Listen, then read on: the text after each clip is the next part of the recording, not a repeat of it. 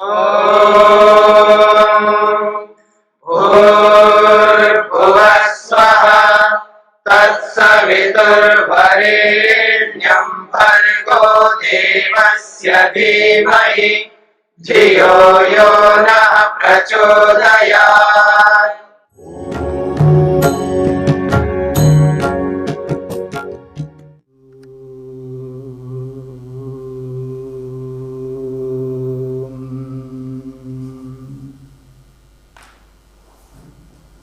कैवल्यपाद के 25वें सूत्र को लेकर के पीछे हमने विचार किया है। विशेष दर्शिनः आत्मभाव भावना निवृत्ति। जब विशेष दर्शन हो जाता है योगाभ्यासी को, अब उसकी आगे की जो प्रवृत्ति होती है वो किस रूप में होती है, आगे वो किस ओर अग्रसर होगा, उसके कर्म किस प्रकार के होंगे, उसकी जो भी प्रवृत्ति होती है जब विशेष दर्शन हो जाता है तो उसकी प्रवृत्ति को लेकर के आगे 26वें सूत्र में स्पष्ट किया जा रहा है। सूत्र है तदा विवेक निम्नम कैवल्य प्राग्भारम चित्तम। उस विशेष दर्शन को प्राप्त किए हुए योगी का, योगाभ्यासी का जो चित्त है, मन है, वो किस प्रकार का होता है।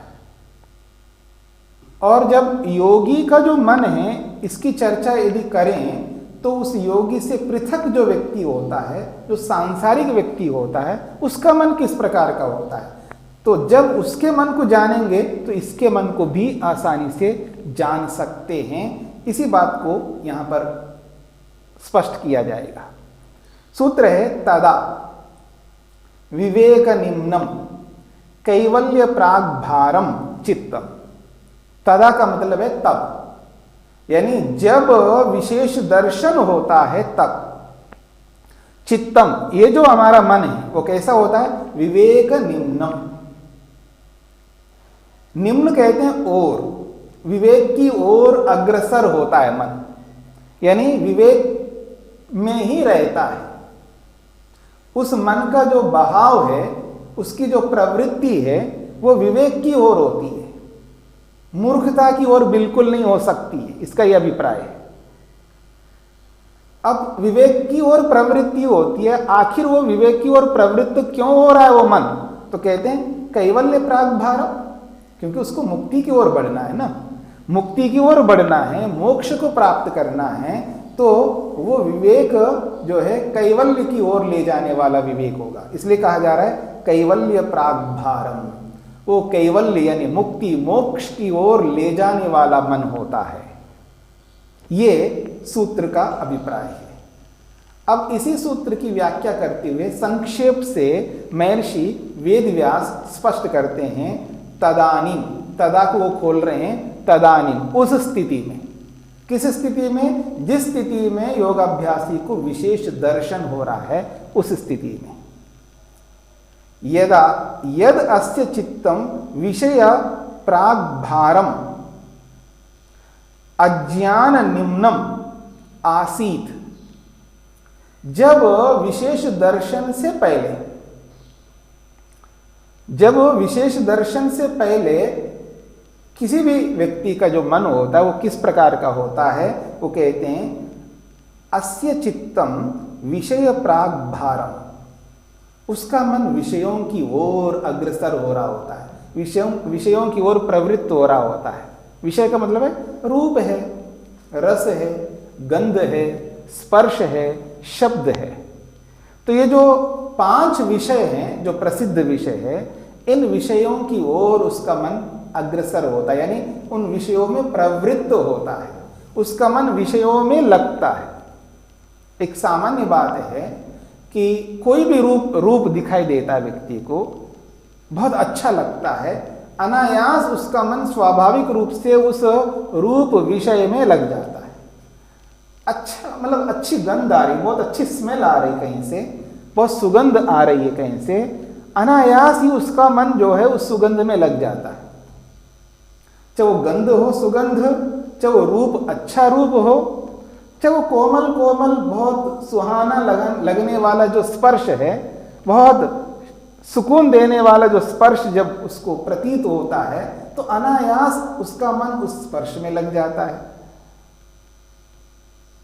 बहुत ही ऐसे शब्द, ऐसी ध्वनि जो अनुकूल ध्वनि, उसके ज्ञान के अनुरूप ध्वनि जब कानों में पड़ती है, वो आवाज जब ऐसी आ जाती है, वो जो सुरीले शब्द उसको सुनाई देते हैं, सुर में जो शब्द हैं, सुर में जो गाना है या गीत है, भजन है, कुछ भी है, जब उसके कानों में वो आ जाते हैं तो उसका मन अनायास उन शब्दों में लग जाता है।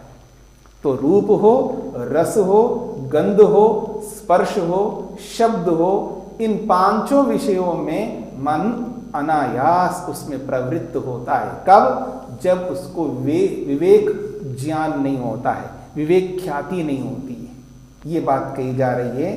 तदानीम यद अस्य चित्तम विषय प्राग भारम, वो विषयों की ओर अग्रसर होने वाला होता है। क्यों ऐसा?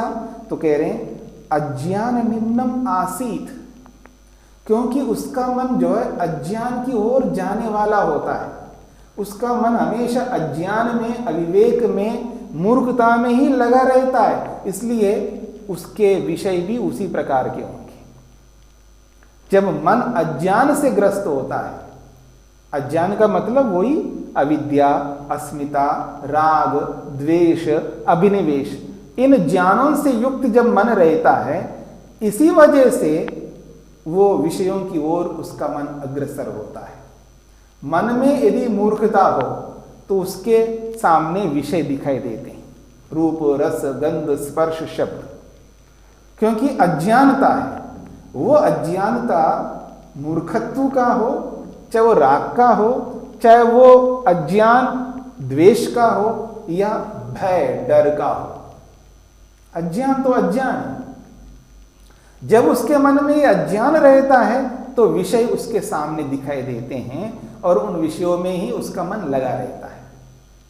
ये कहना चाह रहे हैं अज्ञान निम्नम आसीत, उसका मन अज्ञान की ओर अग्रसर होता है, इसलिए, या अग्रसर था इसलिए विषय प्रागभारम चित्तम, उसका मन विषयों की ओर दौड़ लगा रहा होता है। फिर कहते हैं तद अस्य अन्यथा भवति, उससे बिल्कुल इस विशेष दर्शन को करने वाले योगी का अन्यथा भवति, बिल्कुल उसके विपरीत होता है। अर्थात जो विषयों की ओर दौड़ लगाने वाला मन हो रहा था, अब उसका मन विषयों की ओर दौड़ नहीं लगा रहा होता है।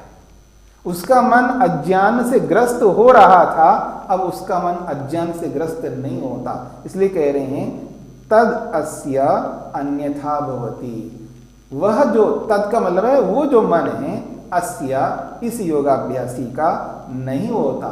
फिर कैसे होता? अन्यथा भवति, बिल्कुल अलग ही होता है। क्या होता है उसका अलग? तो कह रहे हैं कैवल्य प्रागभारम, वो कैवल्य की ओर अग्रसर होने वाला होता है। कैवल्य प्राग भारम, कैवल्य प्राग का मतलब ओर, भारम का मतलब बहने वाला, कैवल्य की ओर बहने वाला, यानी कैवल्य की ओर जाने वाला उसका मन होता है। विवेक ज्ञान निम्नम इति, इसका अभिप्राय के रूप में बताया जाए, कैवल्य प्राग भारम का मतलब है विवेक ज्ञान निम्नम, यानी विवेक ज्ञान की ओर, विवेक ख्याति की ओर उसका मन अग्रसर होता है।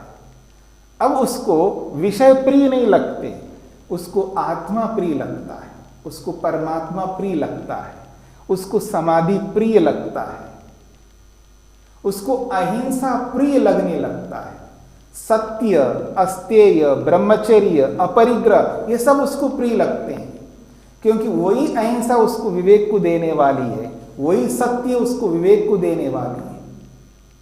यानी अहिंसा हो, सत्य हो, अस्तेय हो, ब्रह्मचर्य हो, अपरिग्रह हो, ये जो यम के 5 विभाग हैं, यही विभाग व्यक्ति को विवेक को देने वाले हैं, उसको विवेक की ओर ले जाने वाले हैं। शौच, संतोष, तप, स्वाध्याय और ईश्वर प्रणिधान जो नियम है, ये 5 विभाग जो है उसको आत्मा को विवेक की ओर अग्रसर करने वाले हैं। क्यों? उस समय विषय उसके दिमाग में नहीं रहते। क्यों?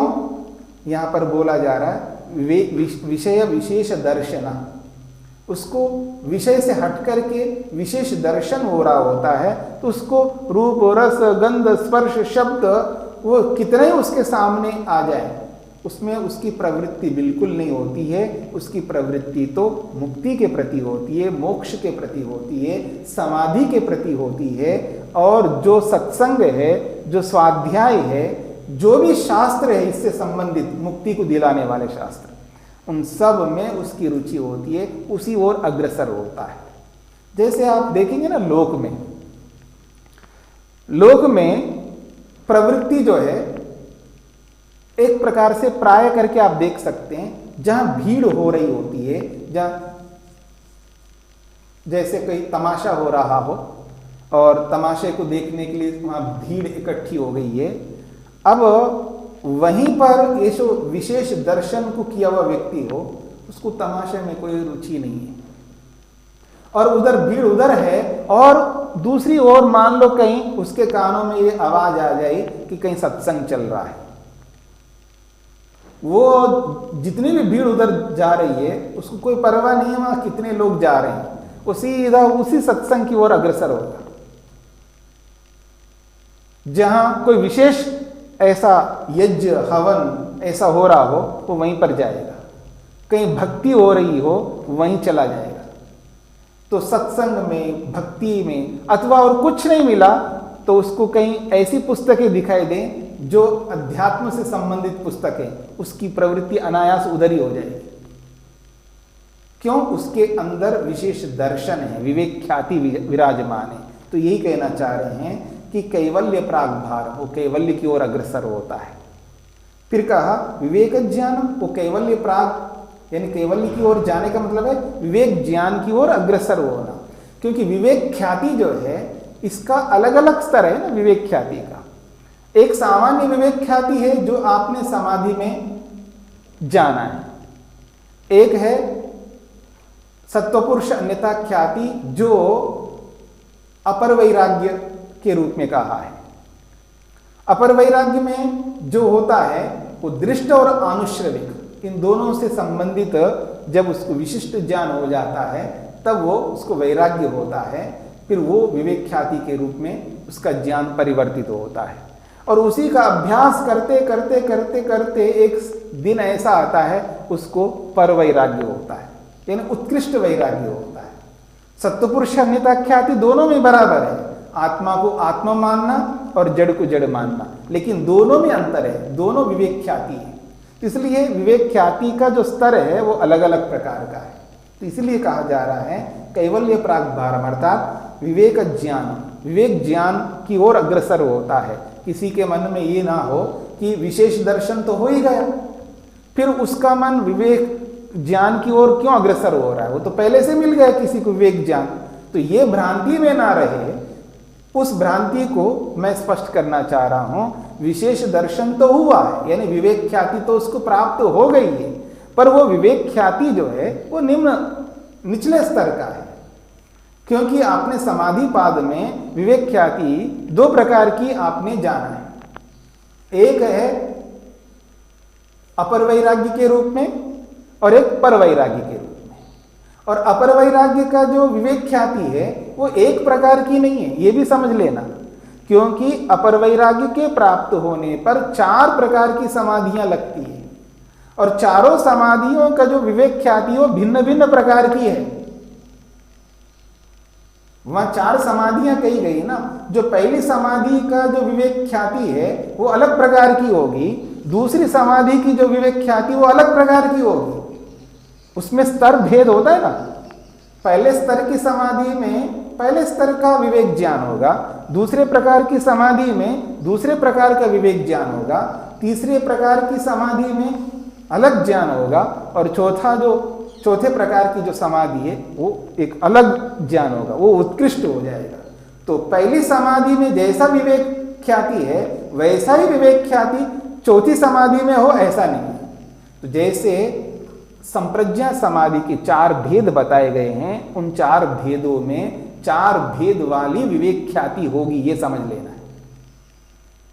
फिर जब परवैराग्य जब होता है, और परवैराग्य में जब समाधि लगती है, वो समाधि तो एक ही है, उसके कोई प्रकार नहीं होते, पर उस समाधि को प्राप्त करने के जो योगियों के प्रकार होते हैं वो अलग अलग होते हैं। मतलब उस असंप्रज्ञा समाधि को प्राप्त करने वाले जो योगी होते हैं वो अलग अलग प्रकार के होंगे। एक तो परंपरा से प्राप्त करता है और एक पूर्व जन्म के कारण से प्राप्त करता है। भव प्रत्यय के शब्द से बोला, भव प्रत्ययो विधेय प्रकृति लयाना। जो भव प्रत्यय से जो असंप्रज्ञा समाधि को प्राप्त होता है, ये पीछे के जन्म जन्मांतरों के पुरुषार्थ के कारण से है, और उस दृष्टि से वो योगी है, उसका एक अलग स्तर होता है। और जो परंपरा से यम नियम आसन प्राणायाम प्रत्याहार धारणा ध्यान इन सारे योग के अंगों को अपना करके उद्यम मेहनत पुरुषार्थ तपस्या ये सारी चीजों को जीवन में उतार करके फिर श्रद्धा वीर्य स्मृति समाधि प्रज्ञा पूर्वक इन सब बातों को आगे लेकर के तब जाकर के वो असंप्रज्ञा समाधि को प्राप्त करता है। तो योगी असंप्रज्ञा समाधि को प्राप्त करने के योगी अलग अलग स्तर के होते हैं, और उनका जो विवेक ख्याति है, भले वो परवैराग्य है, वो भी भिन्न भिन्न रूप में होगा। जैसे संप्रज्ञा समाधि के विवेक ख्याति भिन्न भिन्न रूपों में है, ऐसे असंप्रज्ञा समाधि को प्राप्त कराने वाली जो विवेक ख्याति है, जो परवैराग्य के रूप में बोला जाता है, वो भी योगियों के कारण से थोड़ा थोड़ा अंतर उसमें होगा। इसलिए यहाँ पर इस बात को समझ करके हमें चलना है। तो कैवल्य प्राग्भारम, वो कैवल्य की ओर ले जाने वाला, अर्थात विवेक निम्नम, विवेक की ओर ले जाने वाला है। तो यहाँ किसी को ये भ्रांति ना हो, जब विशेष दर्शन उसको मिल ही गया है, फिर वो विवेक की ओर क्यों जा रहा है। इसका यही अर्थ है, विवेक ज्ञान की जो स्तर है वो बहुत होते हैं, उन सारे स्तरों को पार करना है तो उसको अपने मन को उसकी ओर अग्रसर करना ही होगा, ताकि वो सारे स्तरों को पार करके अंतिम स्थिति में जाता है। इसी को आप समझेंगे सत्वपुरुष अन्यथा ख्याति जो हो, उसको कहा सर्वथा ख्याति। सत्वपुरुष अन्यथा ख्याति जो है वो सर्वथा ख्याति होनी चाहिए, यानी पूर्ण रूप से ख्याति होनी चाहिए, वो अधूरी ना रहे। इसीलिए अपने मन को योगी जो विशेष दर्शन को प्राप्त किया हुआ होता है, वो अपने मन को उसी दिशा में अग्रसर करता है, जब तक वो पूर्ण ख्याति पूर्ण सत्वपुरुष अन्यथा ख्याति को प्राप्त जब तक नहीं करेगा, तब तक उसी ओर जाता है। यही इस विवेक निम्नम कैवल्य प्राग्भारम चित्तम का अभिप्राय है।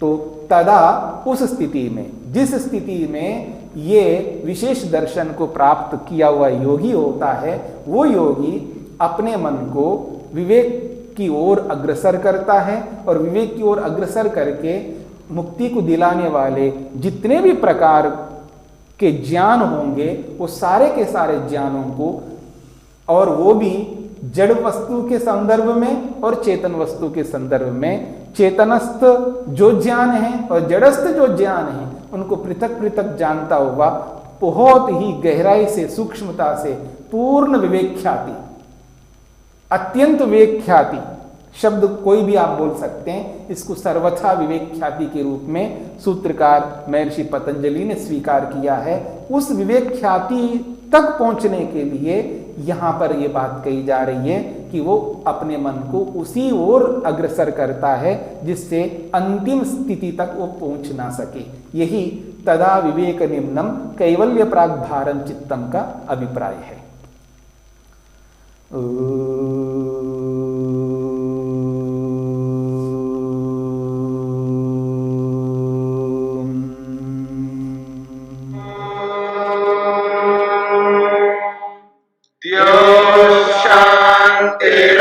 शांतिरंतरिक्षं शांति पृथिवी शांतिरापः शांतिरोषधयः शांतिः वनस्पतयः शांतिर्विश्वे देवाः शांतिर्ब्रह्म शांति सर्वं शांति शांतिरेव शांति क्षमा शांतिरेधि ॐ शान्ति शान्ति शान्तिः